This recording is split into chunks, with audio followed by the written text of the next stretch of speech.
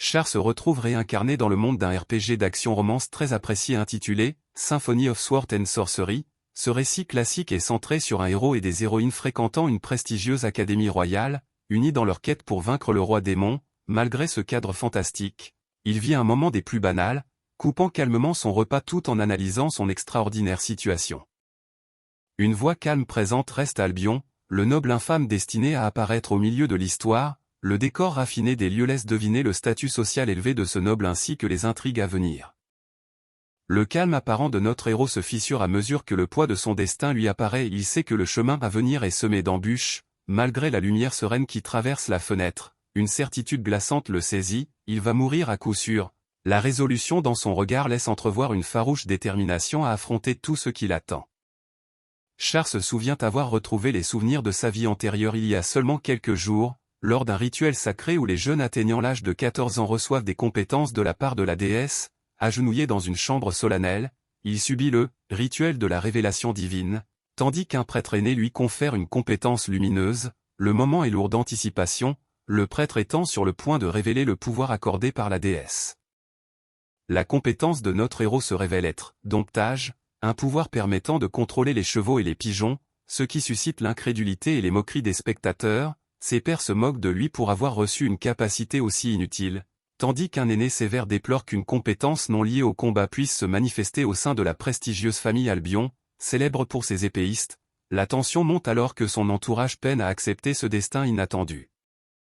Les paroles dures de l'aîné le blessent profondément, condamnant notre héros comme indigne du nom des Albions et le qualifiant de pathétique. Pendant ce temps, ses frères aînés ricanent, se moquant de lui comme d'un raté qui rend la bataille pour la succession de la famille d'une facilité déconcertante. Pourtant, au milieu du mépris, notre héros se remémore discrètement tout, tandis que le vieux prêtre lui adresse de faibles encouragements pour ne pas se laisser abattre par la compétence qui lui a été attribuée.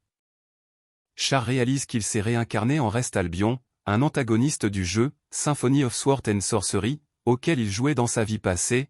Bien qu'il ne se soit jamais attendu à renaître sous les traits d'un méchant plutôt que du protagoniste, il se rappelle que Rest a été tué par un membre de haut rang de l'armée du roi démon. Cette sombre révélation le frappe de plein fouet alors qu'il médite sur le sort dangereux qui l'attend. Char sait par expérience que, peu importe le chemin qu'il choisit, la mort est inévitable. Il se rappelle chaque route qu'il a empruntée, chacune d'elles ramenant au pouvoir que possède Rest, mais au-delà de tout cela, il réalise que la compétence de Rest, domptage, initialement destinée à contrôler le bétail, recèle un potentiel bien plus profond et extraordinaire. Char comprend que la compétence domptage détient le pouvoir terrifiant de contrôler les monstres. Il réfléchit à la manière dont le Rest original a commencé à utiliser cette capacité, non pas seulement pour commander, mais pour infliger de la douleur aux autres. Le temps que Rest saisisse pleinement ce sombre potentiel, son cœur sera déjà corrompu par d'incessantes persécutions. Char fait face à la dure vérité. Les forces du roi démon vont inévitablement le cibler en raison du pouvoir écrasant qui sommeille en Rest. Malgré ses efforts pour éviter les funestes présages qui planent sur lui, il sait que son pouvoir lui sera arraché, entraînant sa perte. La certitude de ce destin le pousse à se demander comment il pourrait bien briser un tel cycle de fatalité. Char s'arme de détermination, jurant d'exploiter ses connaissances du jeu pour devenir le combattant ultime. Son objectif est de devenir assez fort pour écraser n'importe quel adversaire qui se dresserait sur son chemin. Cette résolution marque un tournant décisif dans sa lutte contre le destin funeste qui le menace. Le calme avant la tempête, il ne reste plus qu'un an avant que l'histoire ne commence véritablement. Char et ses compagnons partagent un repas tranquille, inconscients des épreuves qui les attendent au-delà de ce moment. Le poids de l'avenir se fait silencieusement ressentir à travers la grande fenêtre, laissant présager les défis à venir. Char réfléchit en silence aux défis colossaux qui l'attendent, sachant que le chemin pour échapper à la mort est abrupt et exigeant. La scène paisible du dîner contraste vivement avec le lourd fardeau qu'il porte en esprit. Chaque pas en avant est un défi pour déjouer le destin lui-même.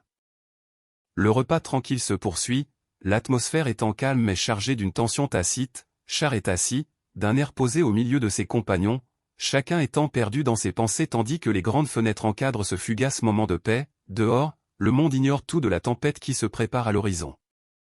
Le rapport de l'emploi du temps quotidien de la famille Albion révèle que le deuxième et le troisième fils, Édouard et Sidoire, sont impatients et déterminés à s'entraîner dur, proposant même des simulations de combat pour affiner leurs compétences. Leur père, le marquis Gad Albion, salue leur enthousiasme et déclare son propre engagement envers un entraînement rigoureux, Pendant ce temps, le quatrième fils reste assis en silence, qualifié des « enfants inutiles », tandis que la première épouse, Jira, taquine son manque de motivation en le contrastant avec la fougue de ses frères aînés. Char rejette fermement les suggestions concernant son avenir, déclarant qu'il n'est pas intéressé par leurs histoires. Avec résolution, il annonce qu'il sera le premier à partir. Pendant ce temps, ses frères le taquinent, lui suggérant d'essayer de dompter un chien ou de faire une promenade pour changer. Une semaine après avoir retrouvé les souvenirs de sa vie passée, notre héros fait le point sur ses progrès, réalisant qu'il ne peut pas vérifier ses statistiques comme dans un jeu, mais constatant que le système de montée en niveau de ce monde est bel et bien réel. Il comprend que vaincre des monstres améliore véritablement les capacités de chacun, confirmant l'existence du système malgré l'absence de valeur de statut visible. Char réalise que les monstres qu'il peut invoquer grâce à sa capacité de domptage se limitent à ceux qu'il a personnellement vaincus. Cette prise de conscience révèle un lien direct entre ses exploits au combat et la puissance de ses invocations. Char se rappelle que, dans le jeu, on pouvait choisir l'une des 5 options d'entraînement quotidiennes pour améliorer des paramètres spécifiques. Il note que dans ce monde, il n'est pas nécessaire de limiter l'entraînement à minuit ou à une seule fois par jour, ce qui permet une croissance continue sans avoir besoin d'oxyre des monstres. Confiant, il réalise qu'accomplir l'ensemble de l'entraînement spécial quotidien pourrait le rendre incroyablement fort en peu de temps. Char s'essaie timidement au renforcement magique, surpris de voir sa première tentative de raffinement du mana se dérouler sans accroc. Il réfléchit aux souvenirs de sa vie dans ce monde, probablement influencé par son expérience passée de joueur, et réalise que ses capacités physiques se sont radicalement améliorées. Malgré l'impression passée qu'il avait de lui-même comme quelqu'un de paresseux, il reconnaît l'entraînement désespéré qu'il a dû subir pour atteindre ce niveau. Alors que notre héros envisage de garder les prières de fin de nuit pour plus tard, il est interrompu par une salutation enjouée. 2 visages familiers s'approchent, le taquinant sur le fait qu'il n'a pas de chien et remettant en question ses capacités. L'un d'eux, Edouard, révèle qu'ils sont sur le point de commencer l'entraînement à l'épée, affichant sa maîtrise de la grande épée. Sidouard se moque ouvertement de notre héros parce qu'il n'a pas de compétences à l'épée, le taquinant sur le fait que maîtriser le domptage des cochons pourrait bien être sa seule option. Char pousse un soupir intérieur, trouvant les pitreries des jumeaux d'un ridicule sans nom. Soudain, une nouvelle présence arrive, surprenant tout le monde alors qu'Edouard et Sidouard se tiennent prêts pour l'entraînement. Une nouvelle et farouche adversaire s'avance, déclarant avec une ardente détermination que l'entraînement d'aujourd'hui poussera tout le monde aux portes de la mort. Sa résolution intense électrise l'air, signalant qu'il ne s'agira pas d'une séance ordinaire. La redoutable femme révèle nonchalamment qu'elle a fait un détour pour chasser un dragon de terre en chemin, laissant tout le monde stupéfait. Édouard et Sidouard réagissent avec incrédulité, tandis que notre héros est choqué d'apprendre quel est le maître de ses 2 frères. La tension monte d'un cran alors que la véritable force derrière les jumeaux est enfin dévoilée. À seulement 18 ans, Elna Blaisel se tient là avec assurance en tant qu'épéiste de génie et redoutable aventurière de rang S. Sa présence impérieuse ne laisse aucun doute sur la raison pour laquelle elle est le maître d'Édouard et Sidouard. Pendant ce temps, sa servante l'observe d'un air nerveux, visiblement mal à l'aise face à une figure aussi puissante. Les coups d'Elna s'abattent avec une force écrasante, chacun étant lourd et précis. Char lutte pour se défendre, la sueur et la tension étant visibles alors qu'il encaisse sa puissance. Même si elle retient ses coups, l'intensité de l'assaut l'avertit que le moindre faux pas pourrait signifier la défaite. Char s'arme de courage, déterminé à ne pas fléchir, s'exhortant à observer et à apprendre de chaque instant du combat. L'expression intriguée d'Elna laisse entendre qu'elle remarque une nouveauté dans sa résolution. Alors qu'elle frappe à nouveau, il parvient de justesse à tenir bon, l'affrontement gagnant en intensité. L'épuisement pèse lourdement sur notre héros qui peine à rester debout, ses jambes se dérobant après ce combat acharné. Elna, calme et résolue, s'apprête à porter le coup de grâce, déclarant que tout s'arrête ici. Malgré sa fatigue, notre héros trouve la force de demander « Comment, c'était ?» La détermination brillant toujours dans ses yeux.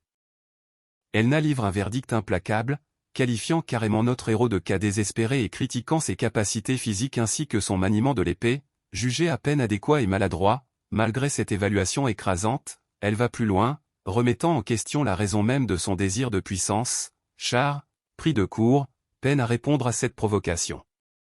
Elna le pousse dans ses retranchements, lui demandant si son but est de maîtriser l'épée ou de surpasser ses frères. Char, la sueur dégoulinante et la voix farouche, déclare son véritable désir, surmonter le destin lui-même. Les yeux d'Elna s'écarquillent, prise au dépourvu par cette résolution inattendue. Elna surprend notre héros en lui proposant une leçon d'épée rapide de 30 minutes après avoir fini d'entraîner les autres, l'avertissant que tout signe de paresse sera immédiatement sanctionné. Submergé par la gratitude et l'excitation, notre héros accepte avec empressement, éclatant de joie en s'exclamant « J'ai réussi !» Elna sourit chaleureusement en présentant une épée de bois à notre héros, fixant les conditions de leur entraînement. Elle insiste sur le fait qu'avant toute chose, il doit apprendre la bonne façon de tenir une épée, avec un dernier appel à perfectionner ses compétences au cours du mois à venir. Elle le remercie pour ses efforts. 2 mois se sont écoulés depuis la promesse d'entraînement. Aujourd'hui marque la 3e séance intense sous la direction d'Elna, alors que leurs épées s'entrechoquent violemment dans un échange rapide de frappes et de parades. Leurs épées s'entrechoquent férocement alors que notre héros pousse un cri aigu, luttant pour suivre la vitesse implacable d'Elna, le sourire confiant d'Elna le défie, le provoquant d'un « qu'est-ce qui ne va pas ?» tandis que notre héros essuie la sueur de son front, la détermination brûlant dans ses yeux. Elna signale que les mouvements de notre héros deviennent prévisibles, annonçant un changement de rythme dans leur affrontement. Avec un sourire plein d'assurance, elle annonce son prochain mouvement, déstock. Les yeux de notre héros s'écarquillent d'effroi alors qu'il se prépare, réalisant que le défi est sur le point de monter d'un cran. Char saisit soudainement une ouverture inattendue, attrapant le poignet d'Elna en plein élan, la prenant de court. Tous deux se fixent en état de choc alors que leur affrontement intense atteint un moment critique. La bataille reprend de plus belle à mesure que leurs épées se percutent à nouveau. Char réalise que cette femme n'apparaît pas dans les données du jeu, ce qui signifie que les informations à son sujet proviennent uniquement des souvenirs des autres, bien que les aventuriers de rang S soient courants dans le jeu. En voir un mort dans la réalité est accablant. Frustré, il se demande pourquoi il ne peut pas recevoir de conseils de sa part. 2 heures plus tard, la scène se déplace vers le grand terrain d'entraînement de la famille Albion, où Elna lance une attaque féroce en demandant « Qu'est-ce qui ne va pas ?» Char lutte pour tenir bon, grignant des dents alors que leurs épées s'entrechoquent intensément. Elna envoie sans effort 2 épéistes mordre la poussière, sa domination étant flagrante lorsqu'elle lance « C'est tout ce que vous avez dans le ventre ?» Char regarde la scène avec admiration, frappé par la facilité avec laquelle elle traite ses adversaires comme des enfants impuissants. Sa présence impérieuse emplit le terrain d'entraînement, poussant tout le monde à se relever pour relever son défi.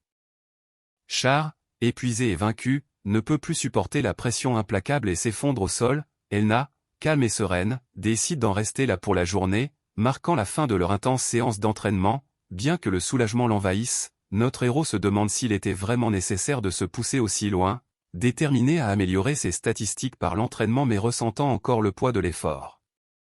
Char réalise que pour maîtriser le combat réel, il faut de vrais adversaires et non une pratique en solo. Il apprend qu'Ed rend visite à la famille Albion tous les mois pour l'entraînement à l'épée et y voit une occasion en or qu'il ne peut se permettre de manquer. Déterminé, il est résolu de saisir cette chance pour s'améliorer. Juste au moment où notre héros est pris au dépourvu, la voix calme d'Elna brise la tension, lui demandant s'il a besoin de quelque chose de sa part. Son regard fixe et sa chevelure au vent donnent du poids à sa question inattendue, le laissant visiblement surpris et incertain de la réponse à donner. Char est stupéfait de réaliser qu'Elna l'observait depuis le début. Elle l'interroge sur sa présence, incitant Rest Albion à se présenter comme le 4e fils de la famille du marquis d'Albion. Elna reconnaît en lui l'un des élus dotés de la mystérieuse capacité de domptage, laissant notre héros hésitant et incertain de la marche à suivre. Char supplie avec ferveur de recevoir un entraînement à l'épée, exprimant son fort désir de devenir plus fort. Elna lui explique calmement que sans les compétences de base à l'épée, il ne pourra pas endurer son entraînement rigoureux, et que sa capacité de domptage ne correspond pas à l'art du combat. Malgré son refus, il reste déterminé, réaffirmant silencieusement son souhait de gagner en puissance. L'expression d'Elna se mue en une tranquille détermination alors qu'elle accepte la situation, donnant le signal de commencer l'entraînement. Char se prépare, serrant fermement son épée, prêt à affronter le défi. L'air s'épaissit sous la tension alors que le premier assaut est sur le point de débuter. Le regard féroce d'Elna transperce la tension alors qu'elle met notre héros au défi de prouver sa valeur. D'une frappe soudaine et rapide, elle exige « Montre-moi pourquoi je devrais vraiment t'enseigner ». Les yeux de notre héros s'écarquillent, pris de court mais brûlant de détermination. Elna lance un coup féroce et puissant, exigeant que notre héros prouve sa valeur par ses propres efforts. Ses yeux flamboient d'intensité alors qu'elle le met au défi de se montrer à la hauteur de la situation. Char grince des dents, luttant pour suivre la vitesse et le poids de son attaque. Rest Albion révèle sa véritable identité de noble malveillant, réincarné dans le jeu pour lequel il s'était passionné dans sa vie antérieure. Conscient de son destin funeste de méchant condamné à mourir au milieu de l'intrigue, il décide d'utiliser sa connaissance du jeu pour devenir le plus fort et changer son destin. Grâce au conseil d'un excellent professeur au cours des 3 derniers mois et demi, notre héros a régulièrement gagné en force. Pendant ce temps, reste Albion réfléchit calmement, confiant que tout s'est bien déroulé jusqu'à présent. Désormais, il ne lui reste plus qu'à éviter le protagoniste et tous ceux qui pourraient s'opposer à lui. L'homme sévère annonce que la princesse Charlotte, la seconde princesse du royaume, séjournera au sein de leur foyer. Char réagit avec choc et confusion, se demandant pourquoi ce nom précis apparaît. Pendant ce temps, l'histoire commence à révéler l'importance de Charlotte en tant que l'une des principales héroïnes dans le monde de Symphony of Sword and Magic. La voilà, Charlotte von Finale, la seconde princesse du royaume et un personnage clé de l'histoire. Char ne peut s'empêcher de voir son arrivée comme un présage de mort ambulant, signalant le danger imminent. Charlotte est décrite comme la princesse parfaite et sans défaut, sincère et bienveillante envers tout le monde, quel que soit leur statut. Elle regorge de curiosité et se lie rapidement d'amitié avec tous ceux qu'elle rencontre. Malgré ses rares talents, elle est guidée par un sens aigu de la justice et s'entraîne sans relâche pour protéger son peuple. Le sens aigu de la justice de Charlotte la pousse à agir. Elle ne peut rester les bras croisés pendant que les autres souffrent. Au milieu de l'histoire, elle intervient aux côtés du protagoniste pour faire face au chaos provoqué par la fureur de Rest. Char réfléchit à l'intrigue originale du jeu, où il était censé mourir des mains d'un puissant guerrier démon, sans aucun lien entre Rest et Charlotte. Pourtant, aujourd'hui, leur connexion semble indéniable et profondément troublante. Pendant ce temps, une révélation se fait jour. Charlotte, la seconde princesse du royaume, a entendu parler d'un épéiste prodige de la maison Albion et insiste pour le rencontrer en personne. L'intérêt inattendu de la princesse à leur égard suscite l'excitation et l'espoir de rejoindre la famille royale serait-il vraiment à portée de main? Pendant ce temps, notre héros est aux prises avec la troublante révélation qu'un lien caché unissait Elna et Charlotte depuis le début. Cette découverte explique enfin pourquoi le scénario du jeu a radicalement changé après qu'il s'est impliqué avec Elna. Char réalise que l'épéiste pour lequel Charlotte a manifesté de l'intérêt doit être lui, et non les autres. Le doute fait place à la certitude, balayant la possibilité qu'elle ait pensé à quelqu'un d'autre. Pendant ce temps, ses compagnons spéculent sur les véritables sentiments de la princesse, se demandant si elle ne leur adresse pas secrètement des éloges malgré son air strict. Char se prépare alors que le jour de la visite de la famille royale arrive enfin, acceptant à contre-cœur qu'il ne peut éviter la rencontre avec la princesse. Pendant ce temps, ses compagnons balaient ses espoirs, insistant sur le fait que l'intérêt de la princesse ne s'adresse qu'à eux et l'exhortant à ne pas se mettre en travers de leur chemin. Après avoir reçu un compliment sarcastique de la part de son compagnon, notre héros le remercie calmement de lui avoir laissé la vie sauve et décide de prendre congé. Seul sur le balcon, il réfléchit aux moyens de passer le temps jusqu'au départ de Charlotte, réalisant qu'il devrait commencer à combattre des monstres pour perfectionner sa capacité de domptage et en faire ses subordonnés. La dense forêt d'Arst, qui abrite de dangereux monstres, est strictement interdite d'accès tant qu'on n'est pas inscrit à l'Académie royale. Char, conscient des règles, décide qu'il est préférable de ne pas s'y aventurer pour le moment afin de ne pas attirer l'attention sur lui. La princesse Charlotte est chaleureusement accueillie malgré sa visite soudaine, sa présence gracieuse captivant tous ceux qui l'entourent. Des rumeurs se propagent au sujet de sa compétence fraîchement acquise, princesse à l'épée sacrée, obtenue il y a tout juste 2 mois, ce qui ajoute à son éclat radieux. L'admiration qu'elle inspire est évidente, et même les spectateurs ne peuvent s'empêcher d'être séduits par sa beauté et sa prestance. Les 2 jeunes hommes sont stupéfaits d'apprendre que la compétence, princesse à l'épée sacrée, améliore grandement à la fois la magie sacrée et le maniement de l'épée, surpassant même la capacité de sein de l'épée de leur frère à l'académie. La princesse Charlotte, avec un sourire radieux, leur demande poliment s'ils accepteraient de lui montrer leur talent à l'épée, suscitant l'enthousiasme et une pointe d'anxiété. Pendant ce temps, un homme sévère leur donne l'ordre de l'escorter jusqu'au terrain d'entraînement, et le groupe se prépare à s'y rendre. Les 2 jeunes hommes s'affrontent avec acharnement, leurs épées se rencontrant dans un impact sec et explosif. Non loin de là, les servantes observent la scène d'un air pensif, notant que leurs compétences, affinées pendant un demi-an, rendent ce duel intense tout à fait normal à leur niveau. Les 2 jeunes hommes craignent que la princesse Charlotte ne soit pas impressionnée par leur entraînement, redoutant qu'elle ne les considère que comme des princes gâtés, déterminés à capter son intérêt.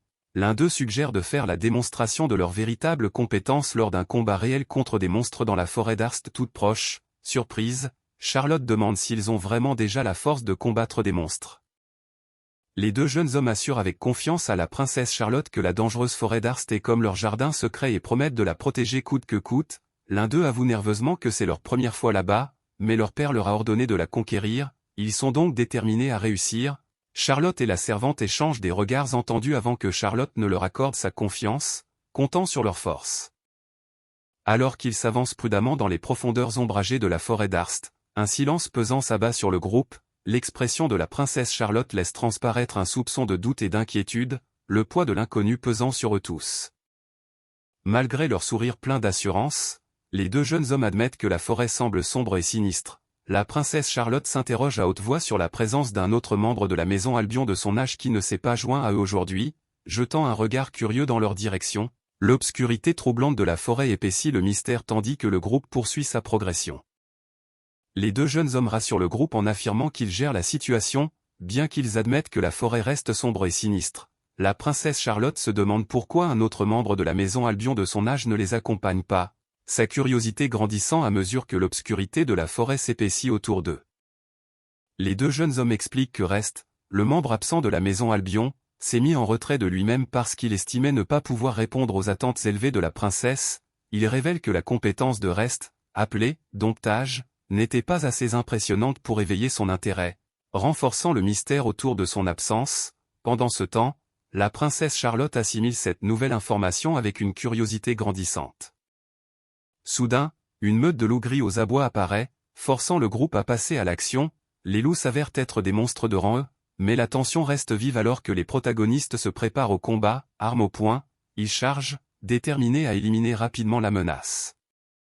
Les deux jeunes hommes reprennent leur souffle après avoir rapidement éliminé les loups, leur épuisement étant manifeste. Pendant ce temps, la compagne de la princesse Charlotte lui conseille de battre en retraite, sentant un changement de vent de mauvais augure. Charlotte, curieuse mais prudente, demande s'ils partent déjà. Les deux jeunes hommes insistent sur le fait que le combat est loin d'être terminé, désireux de prouver leur force face à la prochaine vague de monstres. La princesse Charlotte accepte avec hésitation, se fiant au jugement d'Estelle. Soudain, une présence de mauvais augure fond sur eux, prenant tout le monde de court. Un loup massif et terrifiant surgit devant le groupe, ses yeux perçants fixés sur eux alors qu'ils se préparent à un nouvel affrontement mortel. La tension monte d'un cran lorsque la véritable menace se dévoile, éclipsant de loin les ennemis précédents. La stupeur du groupe grandit lorsqu'ils identifient la créature monstrueuse face à eux, un loup des tempêtes, un monstre de rance est réputé pour sa dangerosité extrême. Cette prise de conscience les frappe de plein fouet, les laissant hors d'haleine et incertains. Char et la princesse Charlotte échangent des regards alarmés, se préparant au combat qui s'annonce. Le loup des tempêtes bondit avec férocité, prenant le groupe au dépourvu alors qu'il se démène pour se défendre. Char et les autres vacillent sous cette attaque soudaine et brutale, la puissance pure du monstre balayant leur résistance initiale. L'intensité de la bataille grimpe en flèche à l'instant même, ne laissant aucune place à l'hésitation. Char ordonne d'urgence à Édouard et Sidouard d'escorter la princesse Charlotte en lieu sûr pendant qu'il retient le loup des tempêtes seul. Bien que choqué et hésitant, Édouard et Sidouard acceptent rapidement et s'empressent d'obéir à l'ordre. La princesse regarde la scène avec anxiété alors qu'il fuit, laissant notre héros affronter la menace monstrueuse en tête-à-tête. Juste au moment où il se prépare, un loup des tempêtes encore plus imposant surgit à travers les arbres, ses yeux féroces ancrés sur le groupe. Cette apparition soudaine choque Édouard, Sidouard et la princesse Charlotte, qui préparent rapidement leurs armes en vue de la contre-attaque imminente. Édouard et Sidouard cèdent à la panique alors que le gigantesque loup des tempêtes charge vers eux, leurs armes parvenant à peine à dévier sa puissante attaque. La peur les paralyse tous les deux, réalisant la force écrasante de cette menace inattendue. La tension culmine alors qu'ils luttent pour maintenir leur position face à la bête implacable. La stupeur de la princesse Charlotte se transforme en une farouche détermination à se battre, serrant fermement son épée, poussant un cri de guerre. Elle charge le gigantesque loup des tempêtes, prête à affronter le danger de front malgré les chances infimes de l'emporter. La protagoniste s'arme de courage, se raccrochant à l'espoir qu'Estelle arrivera à temps pour les sauver. Soudain, le gigantesque loup des tempêtes bondit en avant à une vitesse terrifiante, la forçant à réagir dans une tentative désespérée pour se défendre. La protagoniste réalise avec effroi que le loup des tempêtes sait manier la magie du vent, ce qui constitue une nouvelle menace terrifiante. Alors que son épée lui est arrachée des mains, elle refuse d'abandonner, invoquant sa propre magie sacrée pour riposter. L'incantation de notre héroïne faiblit alors que l'attaque du loup des tempêtes se rapproche, la laissant désespérée et redoutant que sa magie ne s'active pas à temps. d'un regard affûté et perçant, elle fait face à la bête, se demandant si tout s'arrête vraiment là. Juste au moment où le loup des tempêtes s'apprête à frapper, notre héroïne et ses compagnons ressentent soudain quelque chose d'inattendu, leurs expressions passant de la surprise à la confusion, la tension reste palpable alors qu'ils se préparent à tout ce qui peut advenir. Les yeux de notre héroïne s'écarquillent sous le choc lorsqu'elle se retrouve face à face avec le loup des tempêtes, dont le sourire menaçant dévoile des crocs acérés, confuse et méfiante, elle murmure. « Qui êtes-vous » alors que la tension s'intensifie entre eux. Avec une expression calme mais résolue, notre héros révèle doucement « Je ne suis qu'un simple passant », laissant planer un profond mystère derrière son identité en apparence banale. Quelques minutes plus tôt, notre héros aperçoit Charlotte, sa servante Estelle et les frères se diriger vers la menaçante forêt d'Alst. Choqués, ils se demandent s'ils ont vraiment l'intention de pénétrer dans un endroit aussi dangereux. Char n'arrive pas à croire que les jumeaux se dirigent réellement vers la forêt interdite, se demandant s'ils essaient simplement d'impressionner Charlotte. Il sait que la plupart des monstres là-bas sont faibles, mais craint ce qui pourrait arriver s'il croisait une créature puissante et que Charlotte soit blessée. Déterminé à assurer sa sécurité, il décide de les suivre discrètement. Les pires craintes de notre héros se réalisent lorsqu'une bête massive et menaçante surgit soudainement dans la forêt, confirmant son pressentiment, il échappe de justesse à une rencontre mortelle, le cœur battant à tout rompre en réalisant à quel point il a frôlé la catastrophe. À ses côtés, Charlotte regarde la scène, sous le choc, le danger étant désormais douloureusement réel. Pris au dépourvu par la question de Charlotte, notre héros se démène pour trouver une excuse crédible, optant pour « juste un simple passant », tout en espérant secrètement avoir une meilleure idée. Intérieurement, il s'en veut, sachant que cette couverture fragile ne tiendra pas la route. Charlotte, confuse mais curieuse, n'arrive pas tout à fait à accepter son explication, sentant que quelque chose cloche. Char s'avance, déterminé à protéger Charlotte, bien qu'il connaisse la dangereuse magie du vent du loup des tempêtes et ses minces chances de victoire, avec une résolution de fer, il se jure de mener ce combat en utilisant les connaissances qu'il a acquises grâce au jeu. Charlotte le regarde avec anxiété, lui faisant confiance pour le moment.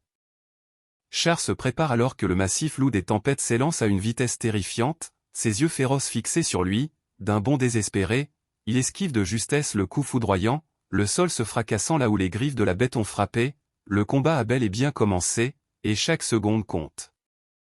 Char se déplace avec une précision chirurgicale, esquivant les attaques implacables et variées du loup des tempêtes. La bête ne laisse aucune ouverture, frappant férocement de près comme de loin. Face à un monstre extrêmement dangereux doté d'un équilibre parfait entre attaque et défense, il reste concentré, cherchant une opportunité d'inverser la tendance. Char inflige un coup puissant au loup des tempêtes, confiant dans sa connaissance des schémas d'attaque de la bête. Son regard affûté montre qu'il anticipe déjà son prochain mouvement. Le monstre grogne de frustration, réalisant que ses tactiques ne sont plus un secret. Ses yeux s'écarquillent d'incrédulité alors qu'elle regarde la bataille se dérouler. Malgré des compétences et une force similaires, notre héros enchaîne les coups sur le loup des tempêtes, une prouesse qu'elle-même n'aurait pas pu accomplir. Une question reste en suspens, qui est-il vraiment? Lady Elna salue les efforts de Char, la rassurant sur le fait que l'obtention du titre de « princesse à l'épée sacrée » ne l'a pas rendue complaisante. Char, reprenant son souffle, insiste sur le fait qu'elle ne perdra contre personne lorsqu'il s'agit de magie et de maniement pur de l'épée. La détermination dans ses yeux montre qu'elle est prête à se surpasser encore plus. Lady Elna rappelle à Char que tous les rivaux ne possèdent pas des compétences innées de haut niveau comme les siennes. Au contraire, certains se sont élevés grâce à un talent pur et des efforts acharnés, acquérant une puissance qui rivalise avec celle des êtres les plus naturellement doués. Char écoute attentivement, surprise mais pensive. Alors, Lady Elna parle chaleureusement d'un garçon de la famille Albion, du même âge que Char, laissant entendre qu'il pourrait être une source inattendue de motivation. Char est surprise de voir Lady Elna s'investir si joyeusement dans une conversation à propos de quelqu'un, encourageant sa curiosité. Lady Elna suggère à Char de le rencontrer pour en découvrir davantage. La curiosité de Char s'intensifie lorsqu'elle entend parler de ce garçon de la famille Albion, quelqu'un de son âge qui pourrait détenir la clé pour comprendre la puissance dont elle a entendu parler. La mention de son nom, reste Albion, apporte une clarté soudaine à ses pensées, provoquant un mélange de surprise et de prise de conscience. Les yeux de Char s'écarquillent lorsqu'elle réalise que le garçon mentionné par Lady Elna n'est autre que Rest Albion, un génie maniant la compétence prétendument inutile domptage, mais possédant pourtant une puissance qui dépasse toutes les attentes. Le loup massif grogne férocement, dominant de toute sa hauteur l'homme qui reste de marbre malgré la présence intimidante de la bête. Char remarque que son pouvoir magique est déjà épuisé, souriant en réprimandant le loup pour avoir utilisé trop d'énergie trop tôt. Char saisit le moment, déterminé à mettre fin au combat une bonne fois pour toutes. Soudain, le loup massif s'élance férocement vers la jeune fille, les prenant tous deux de court, leurs expressions choquées révèlent le danger inattendu qui se rapproche.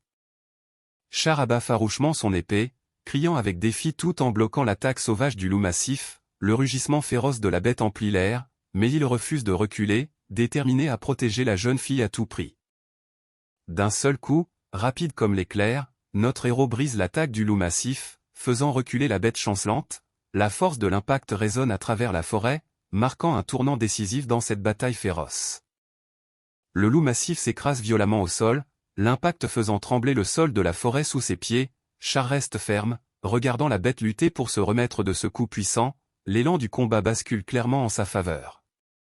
Char pousse un soupir de soulagement, revendiquant discrètement la victoire sous le regard émerveillé de la jeune fille qui reprend encore son souffle.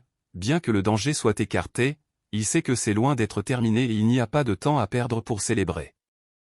La détermination féroce de notre héros s'aiguise alors qu'il fait face au loup massif, sachant que le véritable test ne fait que commencer. La tension monte, c'est à ce moment-là que les dompteurs prouvent leur force et leur résolution. Le véritable défi est sur le point de se révéler. Le loup massif gît vaincu, son rugissement s'estompant dans la forêt tandis que notre héros et la jeune fille reprennent leur souffle. La jeune fille, toujours impressionnée, le remercie sincèrement en l'appelant Messire Reste, mais l'expression de notre héros se change en surprise et en confusion lorsqu'elle révèle qu'elle connaît son nom, soulevant de nouvelles questions dans le calme qui suit la bataille.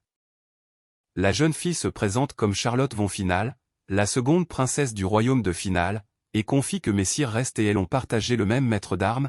Elle exprime sa profonde gratitude pour sa bravoure et son art de l'épée, tandis qu'il insiste humblement sur le fait qu'il n'a fait que ce que n'importe qui d'autre aurait fait. Leur lien se renforce alors qu'ils se rapprochent autour des épées de bois qu'ils possèdent tous deux, laissant présager un passé commun. Le sourire radieux de Charlotte brille alors qu'elle remercie sincèrement Messire Reste, sa gratitude emplissant l'atmosphère. Les yeux de notre héros s'écarquillent de surprise, pris de court par ses paroles sincères. Char s'éclipse rapidement pour aller examiner le loup des tempêtes, confiant la garde de ses frères à Charlotte. Elle accepte la responsabilité sans hésiter, montrant sa confiance et sa détermination. Pendant ce temps, le loup des tempêtes remue faiblement dans les buissons, signalant un danger persistant. Char réfléchit aux progrès accomplis jusqu'ici, se concentrant sur l'étape finale, voir si le loup des tempêtes, désormais réveillé et alerte, est prêt à le servir. Le regard du loup des tempêtes croise le sien, reconnaissant sa force et offrant une chance d'alliance. La question reste maintenant en suspens, parviendra-t-il à dompter cette redoutable créature? D'une main ferme, notre héros se tend vers le massif loup des tempêtes, parlant avec une tranquille résolution. Il déclare son intention de faire de cette féroce bête magique la toute première qu'il domptera à Garou. Le moment est chargé d'espoir alors que le lien entre l'homme et la bête ne tient qu'à un fil. Le domptage est confirmé comme un succès, et une vague de puissance envahit notre héros alors qu'il s'approprie une partie de la force du loup des tempêtes. Grâce à ce nouveau lien, il acquiert la compétence de magie du vent, marquant un moment charnière dans son périple. Une vague d'énergie inédite submerge notre héros alors qu'il salue avec enthousiasme la magie qui coule en lui. Son tout premier domptage réussit à débloquer le sanctuaire interdimensionnel, une récompense cruciale marquant le début de son aventure avec Garou. Le domptage est confirmé comme un succès, et un afflux de puissance envahit notre héros qui obtient une partie de la force du loup des tempêtes. Enthousiaste, il sent la magie couler en lui et débloque le sanctuaire interdimensionnel en récompense de ce premier succès. Avec une confiance renouvelée, il prend acte de l'acquisition de la compétence magie du vent, prêt à affronter ce qui l'attend. C'est la raison pour laquelle Reste était convaincu de pouvoir devenir le plus fort. Son domptage lui permet non seulement de contrôler les monstres, mais lui octroie également leur capacité physique accrue et leurs compétences uniques. Dans son cas, il a obtenu la magie du vent utilisée par le loup des tempêtes, amplifiant encore plus sa puissance. Char réfléchit à la façon dont Reste est devenu la victime du pouvoir qu'il manie désormais, mais il est déterminé à agir différemment. Grâce à un entraînement intensif et à une discipline de fer, il a aiguisé ses compétences et se jure de dompter davantage de monstres, devenant plus fort à chaque fois. Avec une résolution inébranlable, il proclame son objectif de devenir le plus fort du monde. Char envisage de raccourcir le nom du loup des tempêtes en « Tempête », par commodité. Le loup massif grogne en réponse, mais le protagoniste sourit et valide ce nouveau nom. Il décide ensuite de garder l'existence de tempêtes secrètes pour le moment et se prépare à tester immédiatement sa nouvelle compétence de magie du vent. Char ouvre un portail vers le sanctuaire interdimensionnel, invitant Tempête à y séjourner pour le moment. Émerveillé par le paysage paisible, il s'apprête à y envoyer Tempête afin de préserver leur secret. Soudain, une voix retentit, attirant son attention. Estelle rassure la servante en lui disant qu'elle va bien après avoir croisé un autre loup des tempêtes, qu'ils ont réussi à repousser.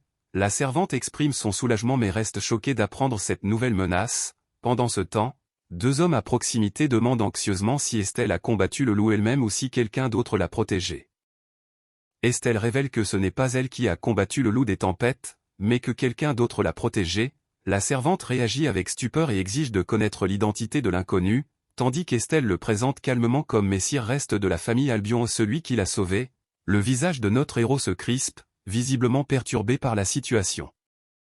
La servante peine à concilier l'exploit impressionnant de Messire Reste, qui a vaincu le loup des tempêtes plus vite qu'elle, malgré sa compétence supposée limitée de domptage. Pendant ce temps, la jeune fille confirme avec assurance avoir assisté au combat de ses propres yeux, ne laissant aucun doute sur la force réelle de Messire Reste. Son sourire éclatant contraste avec la tension grandissante autour des mystérieuses capacités de Messire Reste. Messire Reste confirme calmement qu'il a réussi à repousser le loup des tempêtes, rassurant Estelle. La servante lui exprime sa profonde gratitude, tandis que l'inquiétude de notre héros grandit lorsqu'Estelle lui demande s'il s'est déjà présenté.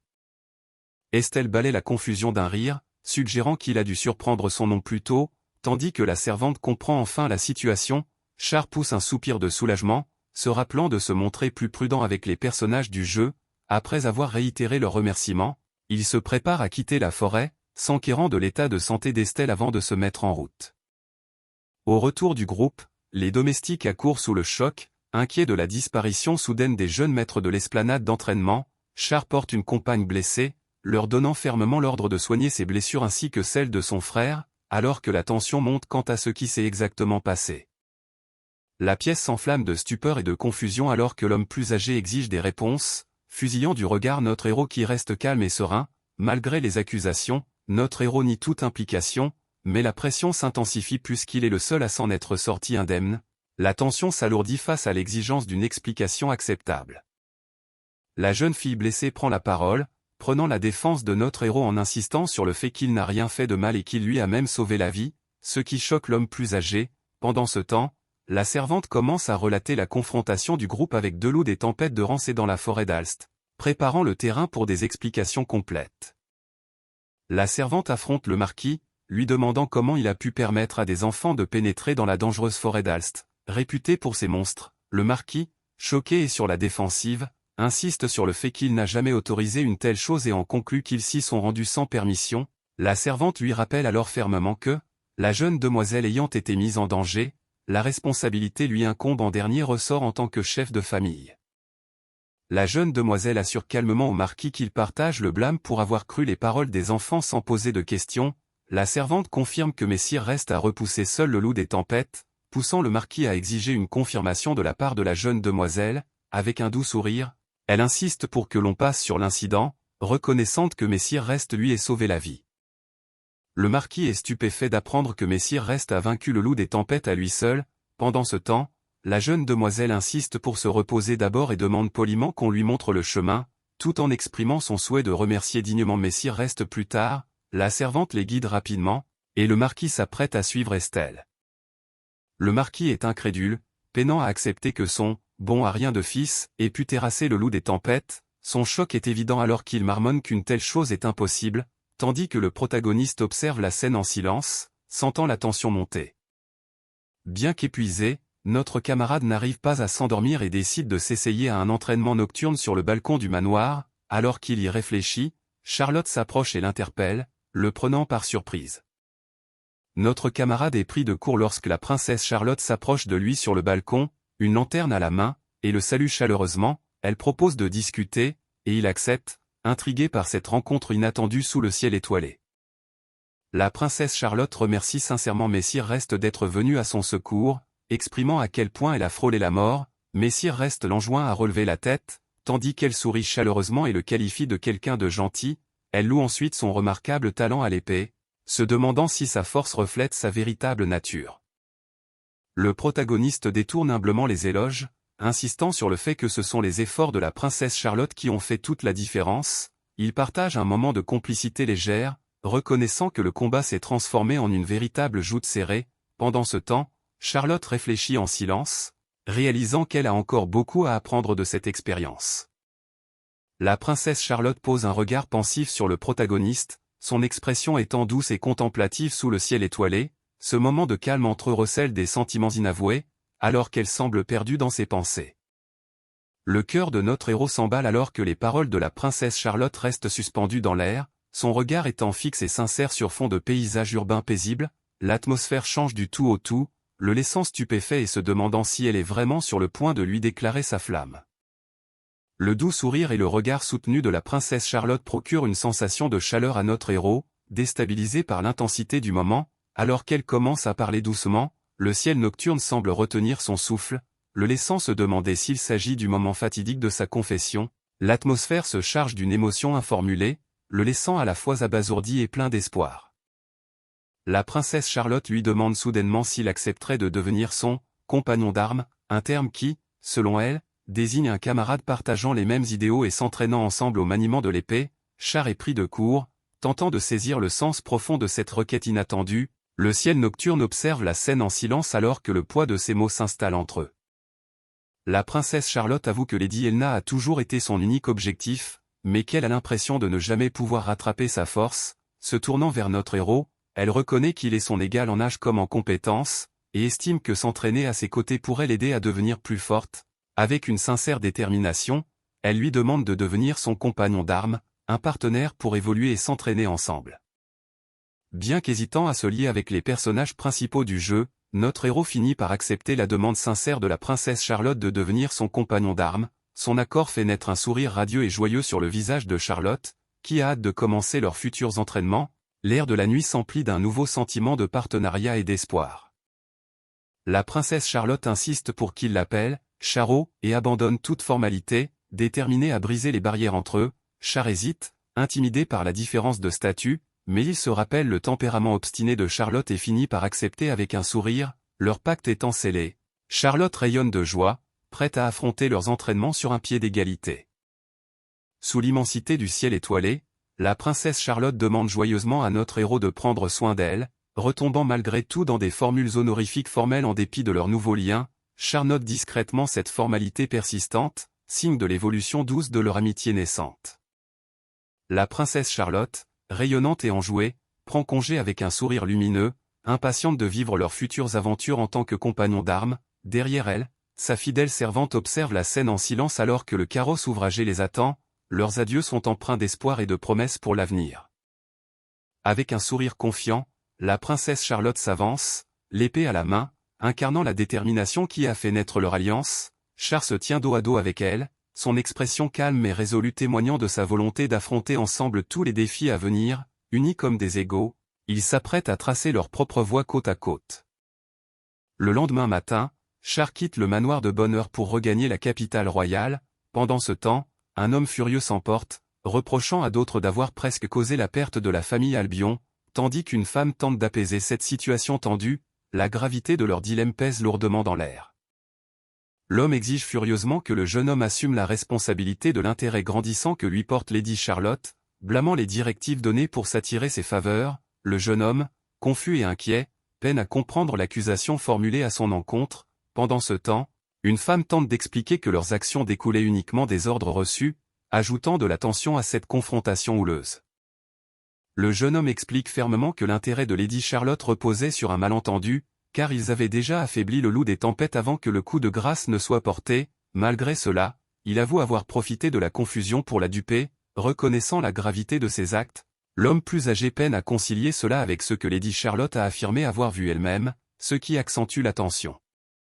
L'homme plus âgé semble enfin saisir la vérité, son expression changeant pour laisser place à la compréhension tandis qu'il serre le poing en signe de prise de conscience. Pendant ce temps, le regard du protagoniste se fait suspicieux, remettant silencieusement en cause l'intelligence de son entourage.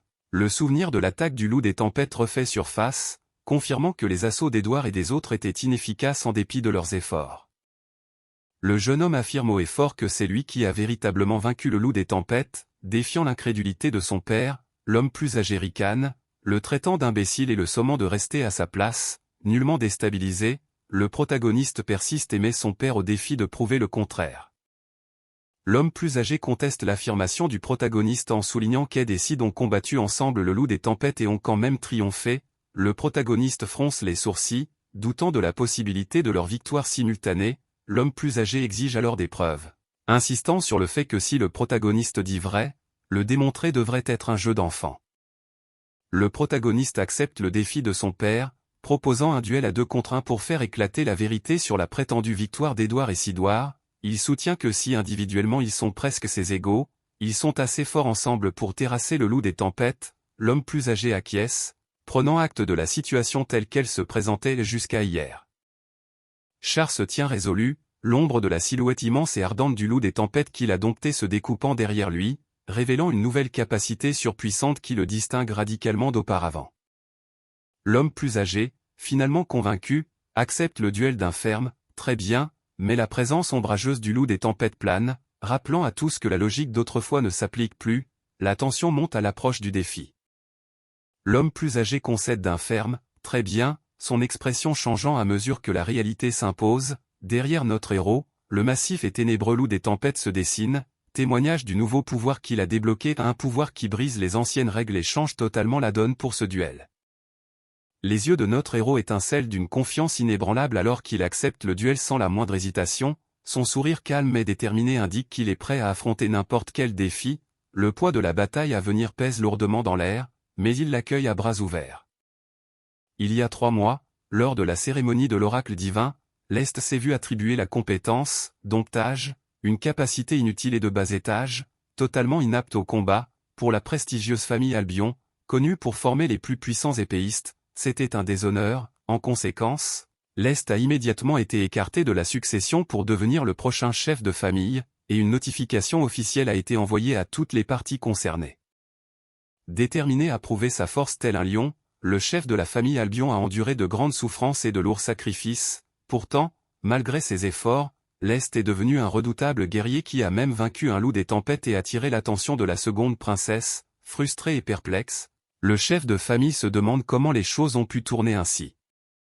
Le chef de la famille Albion a du mal à accepter la réputation grandissante de l'Est, craignant que sa décision passée de l'écarter de la succession ne soit désormais perçue comme une grave erreur. Ferme dans sa conviction, il insiste sur le fait qu'un individu maniant la compétence, domptage, ne pourra jamais diriger leur fière famille et jure de prouver que l'Est est inapte à en devenir le prochain chef, déterminé à éliminer sa place au sein de la famille, tant sur le papier que dans la réalité.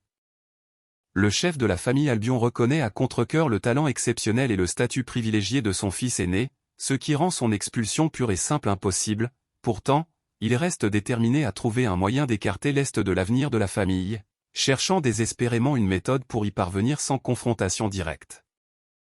Le chef de famille décide que s'il ne peut pas affronter l'Est directement, il manipulera les circonstances pour que les propres actions de ce dernier causent sa perte. Il envisage d'utiliser le chaos récent dans la forêt d'Alst comme un piège, dans le but de lui infliger une blessure assez grave pour mettre fin à sa carrière d'épéiste et le priver de tout avenir au sein de la famille.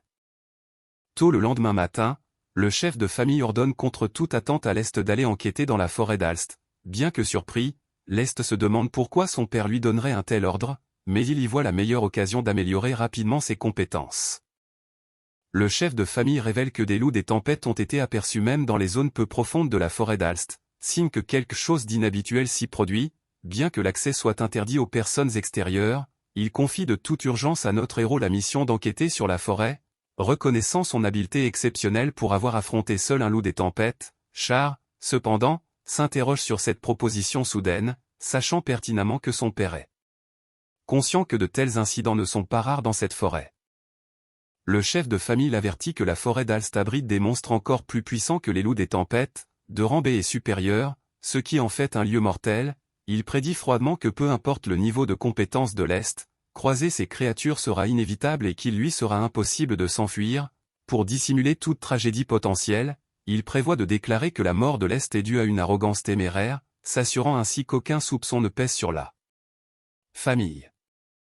Char reconnaît que les véritables intentions du chef de maison sont suspectes, mais décide que cela n'a plus d'importance aujourd'hui. Avec détermination, il accepte la rare autorisation de pénétrer dans la forêt d'Alst. Y voyant une occasion en or, le chef de famille réagit avec surprise et enthousiasme face à son acceptation. Bien qu'il remarque les louanges bien trop évidentes de son père, notre héros ne ressent aucune colère cette fois-ci, au contraire, il est animé par un vif désir de commencer son voyage et déclare hardiment son empressement à se rendre dans la forêt d'Alst le plus vite possible, la détermination brillant dans ses yeux. Il se prépare à explorer enfin ces bois dangereux. La forêt d'Alst est divisée en 3 strates, superficielle, intermédiaire et profonde, et notre héros n'a obtenu cette fois-ci l'accès qu'à la strate superficielle, bien que les monstres y soient généralement faibles, pour la plupart de rang EARandais. Des spécimens plus puissants comme le loup des tempêtes peuvent tout de même apparaître. Il doit donc rester vigilant, comprenant l'approche prudente de son père, notre héros se prépare à affronter les dangers qui rôdent même dans la partie là plus facile de la forêt. Char appelle Garel, entrant dans la résidence extradimensionnelle où le loup massif l'attend, alors qu'ils mènent leur premier combat ensemble, un lien surprenant se forme, Garel faisant preuve d'une loyauté et d'une force farouche. Pendant ce temps, le protagoniste réalise que la compétence domptage ne fait pas que stimuler ses propres capacités, elle améliore aussi celles de son compagnon. Char réalise que la compétence domptage ne se contente pas d'accroître sa propre force, mais qu'elle amplifie aussi considérablement la puissance de Garel, créant ainsi une synergie surpuissante. En y réfléchissant, il reconnaît à quel point cette compétence est démesurée, bien qu'il ne manie qu'une épée de bois. Il trouve que le domptage est la capacité parfaite pour neutraliser les monstres sans les tuer. Char esquive habilement une attaque, expliquant que lorsqu'il a besoin de puissance de coupe, il peut compter sur sa compétence Imatua Kazetashi à tout moment. Soudain, il presse un danger et évite de justesse un coup puissant, restant alerte et prêt pour la suite. Un oiseau de feu, classé comme un monstre supérieur de randée, plane juste hors de portée, semblant se moquer de l'épée de bois du protagoniste, avec un sourire confiant. Ce dernier révèle que ce désavantage apparent est précisément la raison pour laquelle ces créatures sont des cibles parfaites pour s'exercer à sa magie du vent. Se préparant à frapper, il déclenche une puissante rafale, prêt à inverser la tendance. Char canalise son énergie, libérant une violente rafale au cri de « wind shot ». Le vent tourbillonnant spirale vers l'extérieur, visant directement l'oiseau de feu, démontrant son contrôle précis sur sa magie du vent. La magie du vent frappe l'oiseau de feu de plein fouet, arrachant un « super ». En plein dans le mille, confiant à notre héros, soudain, son expression change pour faire place à la surprise alors que quelque chose d'inattendu se produit sous ses pieds. Il bondit en arrière, les yeux grands ouverts, se demandant « qu'est-ce que c'est que ça ?» Char ressent une sensation étrange et agréable, comme si son corps était devenu plus léger. Comprenant ce que cela signifie, il réalise qu'il est en train de monter de niveau. Char se rappelle que le fait de dompter Garel auparavant l'empêchait de gagner des points d'expérience, mais cette fois, porter le coup de grâce au monstre lui a enfin accordé ses précieux points. L'expérience des monstres vaincus par Garel lui étant également transférée, son niveau ne cesse d'augmenter régulièrement. Pendant ce temps, il continue de perfectionner sa magie du vent, profitant de cette rare occasion de s'entraîner en dehors du manoir. Et c'est ainsi qu'à une vitesse stupéfiante, la force de notre héros a continué de croître, le rapprochant toujours plus de son véritable potentiel. Un adversaire confiant s'avance, acceptant le duel avec un sourire en coin, sa détermination bien visible. Les spectateurs réagissent avec surprise et tension, sentant la gravité de la bataille à venir. L'atmosphère s'alourdit alors que le défi est officiellement lancé. Avec un sourire confiant et une présence imposante, elle s'avance pour se déclarer témoin du duel, marquant le début officiel de cette confrontation cruciale. L'appel soudain de « Maître » attire l'attention de tout le monde, laissant notre héros momentanément confus. Lady Elna arrive de manière inattendue, expliquant qu'elle a entendu parler de l'attaque des élèves par le loup des tempêtes et qu'elle est venue immédiatement prendre de leurs nouvelles. Malgré cette visite surprise, l'aînée l'accueille chaleureusement, l'assurant qu'elle ne dérange pas le moins du monde. Lady Elna révèle qu'elle a entendu dire que ses 3 élèves étaient sur le point de se battre en duel et insiste pour servir de témoin officiel. L'aîné est choqué d'apprendre que 3 élèves sont impliqués, et non les 2 auxquels il s'attendait. Lady Elna explique que, sur la demande ferme du protagoniste, elle a également accepté de superviser l'entraînement du 3e élève. L'aîné est pris au dépourvu, insistant sur le fait qu'il n'a jamais entendu parler de l'implication d'un 3e élève. Lady Elna explique calmement que ce duel est personnel, et que malgré le peu de temps passé à entraîner ce 3e élève, elle estime que personne d'autre n'a la moindre chance face à Edécide. Sa conviction est évidente lorsqu'elle déclare fermement sa position. Le regard acéré de Lady Helena croise celui de l'aînée alors qu'elle remet en question la source de sa confiance, insistant sur le fait qu'en tant qu'enseignante, elle doit le voir de ses propres yeux. Char se tient silencieusement à ses côtés, l'expression sérieuse et déterminée. Le protagoniste se dit que Lady Helena a été le témoin direct de son évolution et sait qu'il ne se vante pas sans raison. Son regard intense le met au défi de prouver que sa confiance est légitime, l'exhortant à lui montrer ce dont il est réellement capable. Avec un sourire confiant, elle l'encourage, croyant en son potentiel. Avec un sourire confiant, notre héros accepte le défi de Lady Helena, affirmant qu'il est prêt à faire ses preuves. Son expression calme mais déterminée montre qu'il croit sincèrement en sa propre force et en l'entraînement qu'il a reçu.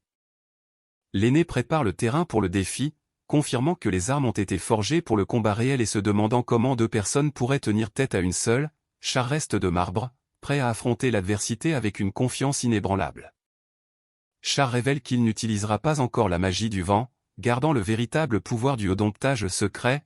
Avec un sourire en coin plein d'assurance, il laisse entendre que son Vatou va bien au-delà de la simple magie du vent. Alors que le duel commence, l'adversaire charge férocement, déterminé à faire ses preuves face à son opposant. L'adversaire s'élance vers l'avant avec une farouche détermination, déclarant haut et fort qu'il suffit amplement à lui tout seul. Char évalue calmement la vitesse de son opposant, reconnaissant sa rapidité impressionnante. Soudain, les frappes rapides de l'attaquant le prennent de court, le laissant momentanément stupéfait. La frustration de l'adversaire grandit à mesure que toutes ses attaques sont bloquées sans effort par notre héros. Déterminé à en finir rapidement, il lève son arme bien haut, hurlant qu'il va tout clore en un seul coup décisif.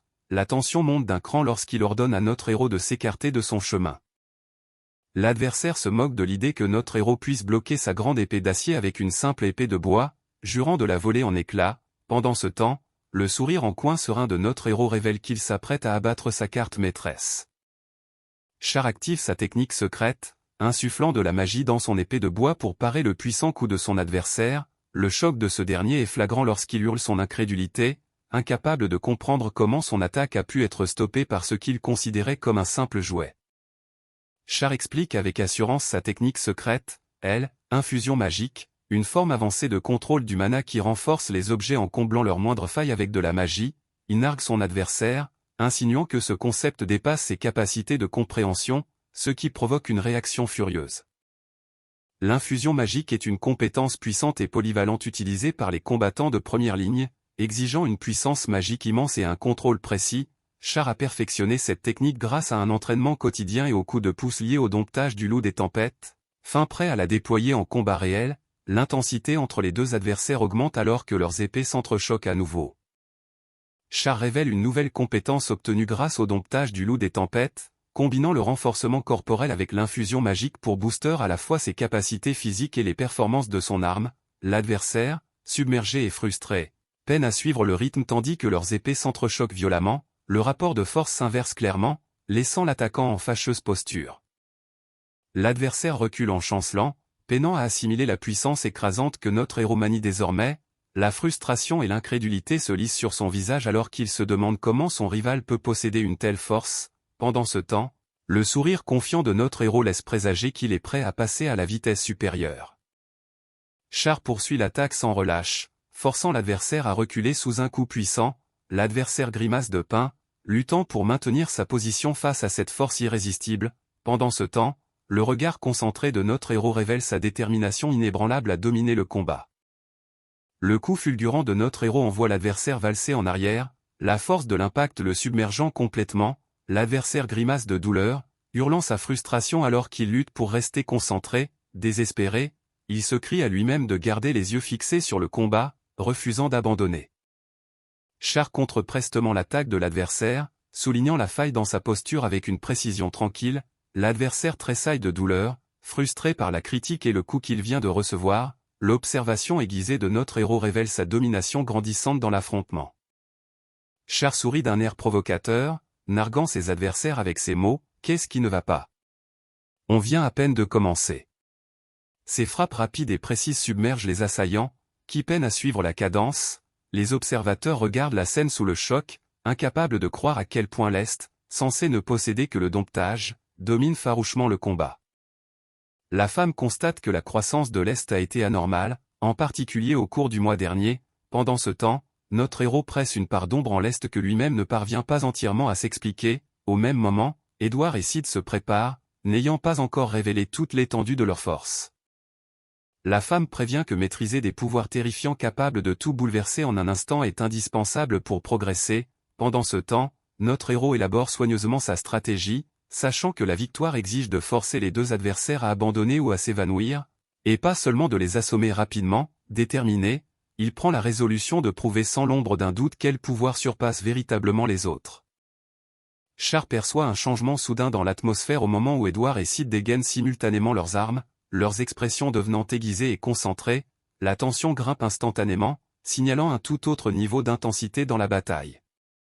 Edward et Sid déchaînent leur technique fétiche en même temps, Edward avec la danse d'accélération, et Sid avec elle, avalanche écrasante, leur farouche détermination embrasant le champ de bataille au moment où leurs attaques entrent en collision. Char réalise que le véritable avantage d'Edward et Sid réside dans leurs compétences de combat spécialisées et adaptées à leurs armes, des techniques qu'il ne peut égaler ni en puissance ni en vitesse, bien qu'il dispose de l'éclair jumeau. Pour répliquer, il reconnaît que c'est trop basique pour tenir la distance. Constatant l'écart qui se creuse entre ses capacités et les leurs, il se résout à contre-cœur à utiliser un mouvement qu'il n'avait pas prévu de révéler si tôt. Char raffermit sa prise sur son épée, les yeux brûlants de résolution alors qu'il se prépare à déclencher un coup puissant qu'il gardait secret jusqu'à présent, sa compétence exclusive. Char active sa magie du vent, invoquant une ondulation de vent hyper vibrante qui s'enroule autour de sa lame. Cette compétence recrée un tranchant suprême, affûtant son arme au-delà des limites ordinaires, le regard empli d'une farouche détermination, il s'apprête à révéler le nom de cette puissante technique. Or-Héros lance sa technique secrète, Tanso Ikazetashi, tandis que sa lame fend l'air avec un tranchant de vent acéré comme un rasoir. Les deux adversaires se préparent à recevoir ce coup féroce et précis de front. La bataille redouble d'intensité alors que la véritable puissance de sa compétence exclusive est libérée. Char réduit prestement la distance, sa lame fendant l'air avec le souffle de vent féroce de Tanso Ikazetashi. Les deux opposants s'élancent pour parer son coup, leurs expressions tendues et déterminées, un sourire confiant, presque serein, se dessine sur le visage de notre héros tandis qu'il observe le choc se produire. Les deux adversaires sont pris de court lorsque leurs armes s'entrechoquent avec une force inattendue, leur surprise se lisant dans leurs yeux écarquillés. Le bruit du métal contre le métal résonne brutalement, faisant trembler le sol sous leurs pieds, un silence pesant s'ensuit, leurs regards ancrés dans un moment de prise de conscience et d'incertitude. La stupeur s'empare des spectateurs qui peinent à croire ce qu'ils viennent de voir. Notre héros a bel et bien tranché de l'acier en utilisant uniquement une épée de bois. Les deux adversaires, hébétés et terrifiés, reculent en trébuchant à mesure que la réalité de sa maîtrise écrasante s'impose à eux. Leurs expressions écarquillées trahissent un mélange d'incrédulité et d'effroi, réalisant qu'ils font face à quelqu'un qui dépasse de loin toutes leurs attentes. La voix de notre héros brise net la tension lorsqu'il interpelle ses adversaires stupéfaits d'une seule question perçante, « Vous voulez encore continuer ?» Autour de lui, la peur et le choc se propagent dans la foule, tandis qu'une silhouette déclare calmement, « Ça suffit comme ça », marquant le tournant de cette féroce confrontation. Affichant un sourire confiant et le poing serré, notre héros revendique la victoire, se proclamant officiellement vainqueur par l'abandon d'Edward et Sidward. La tension retombe alors que l'issue du duel est scellée, marquant un tournant décisif. Le verdict tombe, suite à l'abandon d'Edward et Sidward, l'Est est déclaré vainqueur du duel. La stupeur et l'incrédulité se propagent parmi l'assistance, en particulier chez une femme horrifiée de voir ses fils surpassés par l'enfant de la concubine. Pendant ce temps, une figure sévère intervient pour la retenir, l'invitant à faire attention. Malgré la lourde tension ambiante, la femme demande prudemment si le marquis Albion peut maintenant accepter le résultat. Tandis que Lady Zira est réconfortée par son entourage, le marquis, bien que visiblement sous pression, finit par reconnaître l'Est comme vainqueur avec une acceptation réticente. Son regard intense change, signalant un conflit plus profond et sous-jacent alors que la pièce plonge dans le silence. Alors que le marquis se détourne, ses fils l'appellent désespérément, le suppliant de s'arrêter. Pendant ce temps, Lady Zira observe la scène en silence, son expression restant indéchiffrable. Le protagoniste lui fait face alors qu'elle salue sa victoire avec un mélange de surprise et de respect, admettant qu'elle ne s'attendait pas à ce dénouement mais saluant sa performance pour le moment. La femme révèle que les deux fils vaincus sont également ses élèves, espérant que cette défaite les poussera à s'entraîner plus dur. Elle félicite ensuite l'Est pour sa victoire mais admet avoir des questions concernant sa dernière frappe, ce qui le prend de court. Pendant ce temps, L'Est se dit qu'il pensait avoir utilisé la magie du vent de manière trop subtile pour que cela soit remarqué et pourtant, son maître a tout vu. La femme rassure le protagoniste en lui disant qu'elle ne va pas l'interroger complètement, mais elle insiste sur un point, elle a remarqué qu'il avait hésité juste au moment où aider les autres s'apprêtaient à lancer leur technique. Surpris, le protagoniste admet qu'il envisageait effectivement une contre-mesure au-delà de la simple destruction de leurs armes, reconnaissant qu'il aurait pu les soumettre sans recourir à Matua Kazetashi. Char estime que bloquer complètement les puissantes compétences de ses adversaires aurait été difficile, mais qu'il aurait au moins pu dévier leurs assauts initiaux avec son épée de bois. Cependant, cette approche risquait de provoquer des tirs amis, et il reconnaît que cette méthode présentait plusieurs inconvénients. Char explique que bien que dévier les attaques avec son épée de bois fût une option, cela comportait des risques, les adversaires risquaient de ne pas reconnaître sa véritable puissance, et ils auraient pu être gravement blessés. Il voulait également s'épargner l'ennui de les entendre se plaindre de leurs blessures par la suite. Pour ces raisons, il a choisi de détruire leurs armes en utilisant Matua Kazetashi, bien que Lady Elna ait clairement deviné son raisonnement. Char admet qu'il n'est toujours pas de taille face à Lady Elna, qui lui répond par un sourire confiant et une déclaration taquine, elle est naturellement quelque chose de plus. Char grimace, se frottant l'arrière de la tête d'un air embarrassé tout en répondant par un « ah », hésitant. Pendant ce temps, Lady Elna rit de bon cœur, le taquinant avec un joyeux « après tout, je suis ton maître ». Ce moment met en lumière leur dynamique légère et complice au milieu de la tension. Ayant consolidé sa position au sein de la maison Albion, notre héros s'apprête à exprimer sa gratitude. À l'intérieur d'une somptueuse résidence extradimensionnelle, il appelle calmement Garel, invitant le loup féroce à s'approcher malgré son grognement intimidant. Le loup massif, Garel, déboule dans la pièce avec un rugissement enthousiaste, faisant basculer notre héros de sa chaise tandis que ce dernier le supplie de ne pas sortir dans un espace aussi restreint. Malgré le chaos, notre héros cède rapidement, promettant de rejoindre Garel. Dehors, une petite créature semblable à un renard observe la scène d'un souffle léger, alors qu'une silhouette s'approche d'un pas régulier à travers le champ d'herbe. Char enlace Garel chaleureusement, sa gratitude transparaissant dans son large sourire alors qu'il remercie le loup massif. Les yeux de Garel se ferment de contentement, savourant ce moment d'affection sous le ciel ouvert. Le lien qui les unit semble indéfectible et empreint d'une confiance absolue. Char repense au duel, reconnaissant que la victoire est importante mais réalisant qu'il doit aussi penser à l'avenir. Il exprime sa profonde gratitude envers Garel, attribuant son succès à la magie du vent du loup. Garel répond par un petit bruit affectueux, renforçant ainsi leur lien solide. Char prend conscience qu'il a atteint la limite de ses emplacements de domptage, un seul étant autorisé pour le moment. Pour en dompter un autre, il doit impérativement trouver un moyen d'augmenter cette limite, identifiant cela comme le principal goulet d'étranglement de sa progression. Char réalise que bien que la compétence domptage soit incroyablement puissante, le nombre restreint d'emplacements de domptage limite sa capacité à contrôler davantage de monstres. Pour surmonter cet obstacle, il sait qu'il doit augmenter le niveau de sa compétence afin de soumettre d'autres monstres au-delà de Garel. En réfléchissant à l'expérience de l'Est, il comprend que négliger l'entraînement personnel conduit à la faiblesse, même si les monstres que l'on possède sont forts. Char prend la résolution d'augmenter son propre niveau pour éviter de se faire distancer, sachant que l'entraînement nocturne peut améliorer ses statistiques mais ne suffit pas à lui seul. Il comprend que vaincre des monstres pour obtenir des points d'expérience est indispensable à une croissance plus efficace. En domptant Garel, il a réussi à posséder une force proche du rang B, bien qu'il soit actuellement classé au rang C. Char reconnaît qu'il est prêt à affronter des défis inattendus, mais admet sa frustration de se voir interdire l'accès à la forêt d'Alst. Malgré ce contretemps, il reste déterminé et déclare avec assurance sa résolution de faire en sorte que son prochain domptage soit celui d'une créature surpuissante. Au plus profond de la forêt d'Alst, un nouveau chapitre commence, laissant présager les défis indomptés et les secrets cachés qui attendent au-delà de ses frontières. Un monstre solitaire plane au-dessus des ruines d'une structure ancienne, laissant deviner la présence de créatures mystérieuses et puissantes qui peuplent ce monde. Le paysage paisible tranche avec cette présence menaçante, plantant le décor pour les défis à venir. Le jour suivant apporte un dénouement inattendu alors que notre héros se repose paisiblement, blotti contre la silhouette massive de Garel. Avec une confiance tranquille, il reconnaît que son problème a enfin été résolu.